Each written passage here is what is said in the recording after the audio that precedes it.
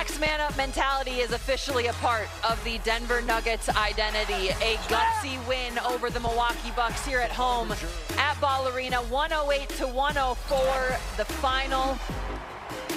Grinded it out, found a way.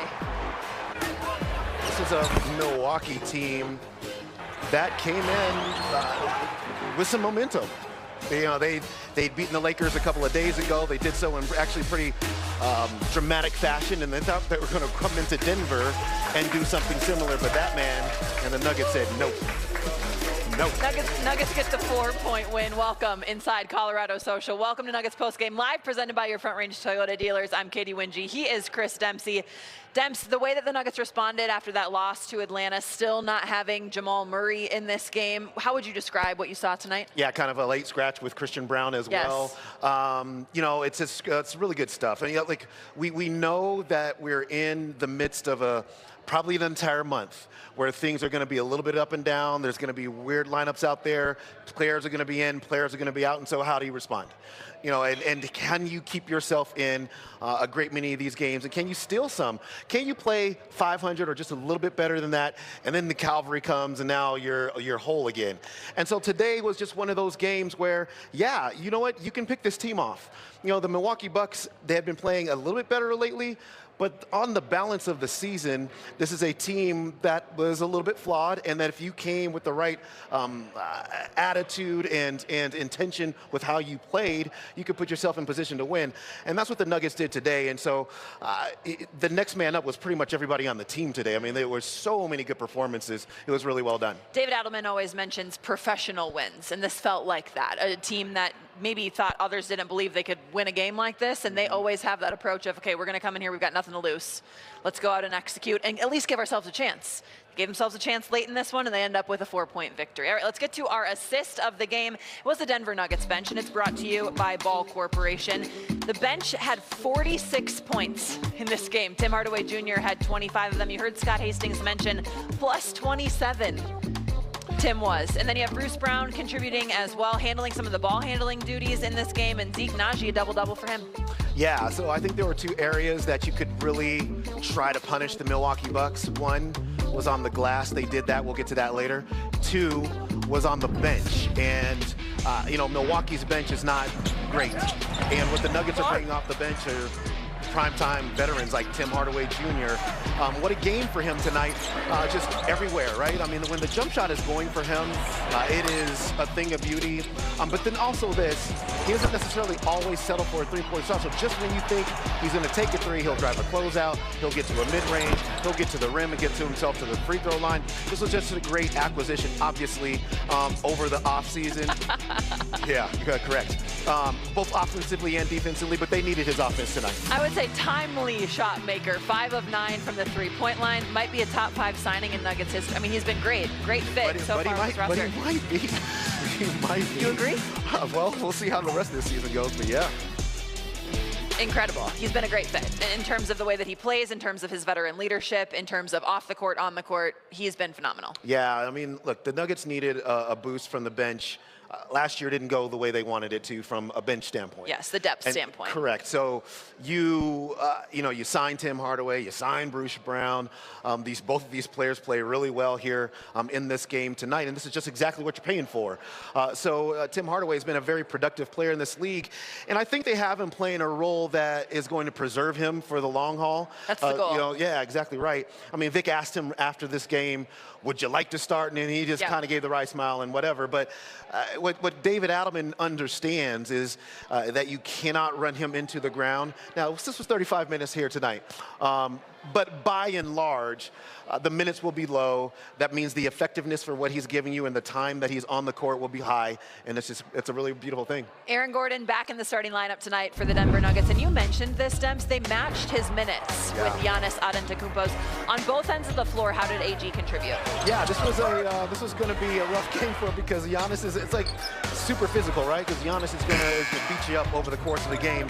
That's why you had to put Aaron Gordon in, because he's most of the players playing He can take that pounding the most and still be effective offensively. And so I think you saw a lot of that. So defensively, you wanted to help him with Giannis and walling off and all that kind of stuff. But also offensively, you ran offense through him, right? At the elbows, dribble handoff, split stuff.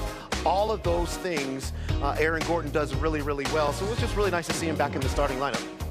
I love these thoughts from Nuggets Nation on Twitter, too. He has been, the fact that he has a basketball court in his home. Yeah. And how he has taken advantage of that, his shooting, the way that it's improved. That was a conversation last season. It's still kind of a conversation this season as well, just because you can see all of that hard work paying off. Yeah, you can. So one game, I think this is maybe a season or so ago, when I was in the locker room kind of waiting for him to do an interview, I just said to him, I said, man, I appreciate how you operate on a night-to-night basis because, one, he plays super physical, right? So he's in the paint. And I'm here to tell you, every single night of pounding like that, players can't do that. And it's so much more difficult than people think. Oh, my gosh. And then still play great defense like he does. And now you're adding long-range jump shooting into that.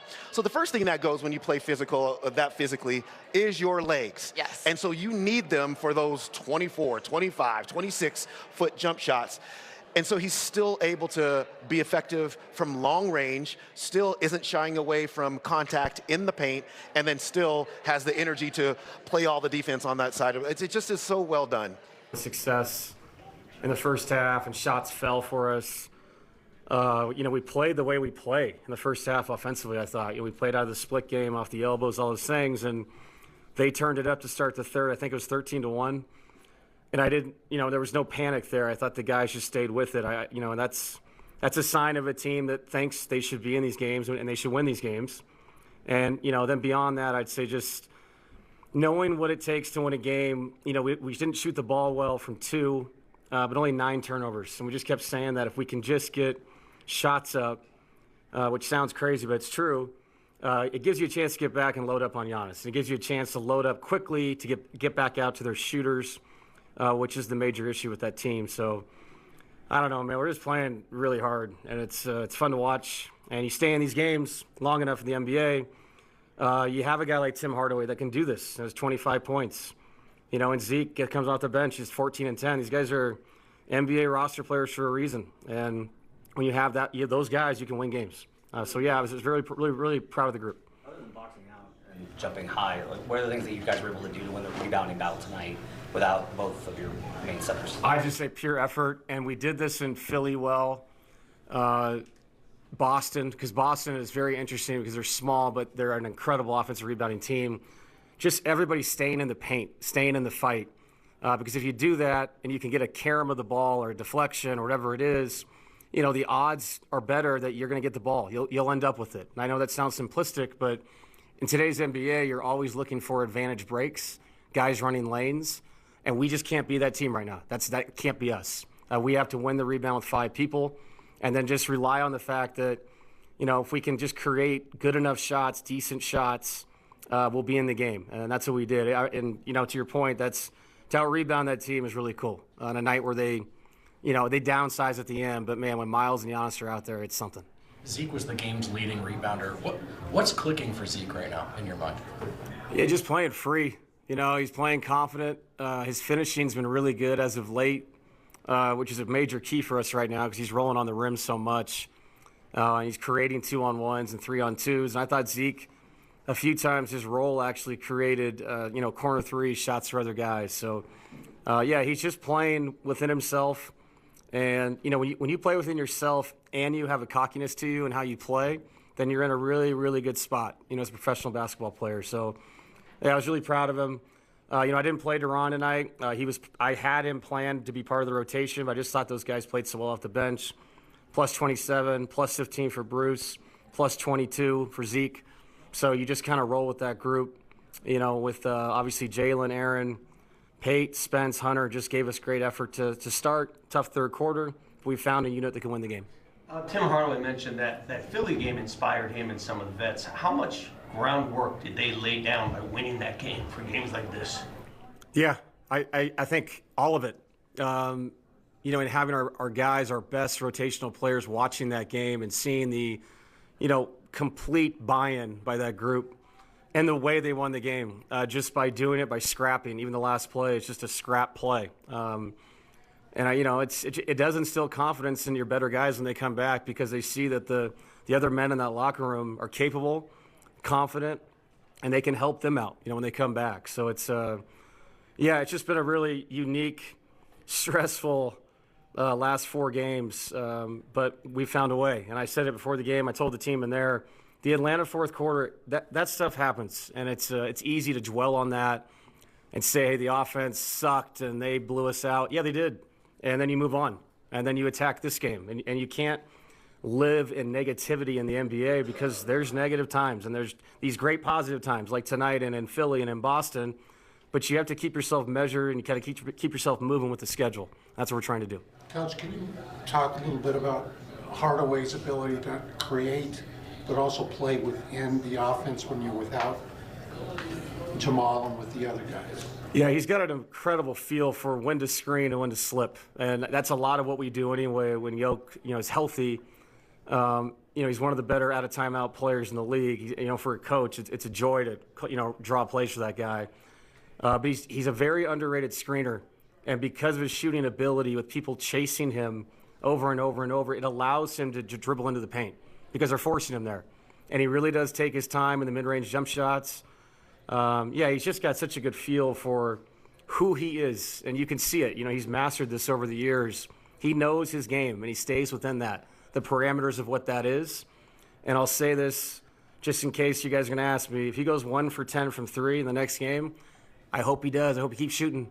I hope he goes 3 for 15.